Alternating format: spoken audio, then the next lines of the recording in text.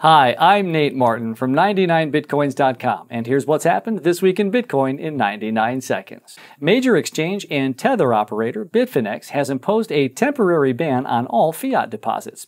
Clients are no longer able to deposit euros, dollars, yen, or pounds to the exchange. Withdrawals are reportedly working normally.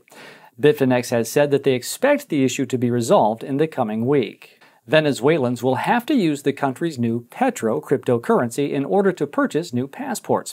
While the move is clearly aimed at anchoring the petro in real-world usage, it may not succeed, as passports reportedly cost 4 times the average monthly salary. Blockstream announced the launch of their new Liquid network. Liquid caters to major industry players like exchanges.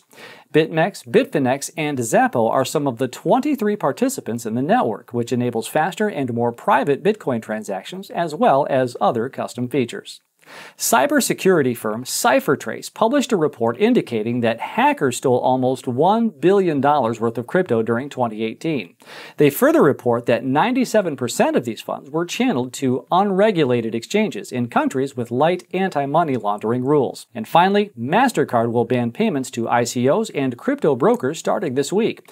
Binary option and forex brokers are also affected. It's believed that Visa will affect a similar ban this December. This news was reported by a third-party site and has not been confirmed by the payment companies themselves. Details remain unclear. That's what's happened this week in Bitcoin. See you next week.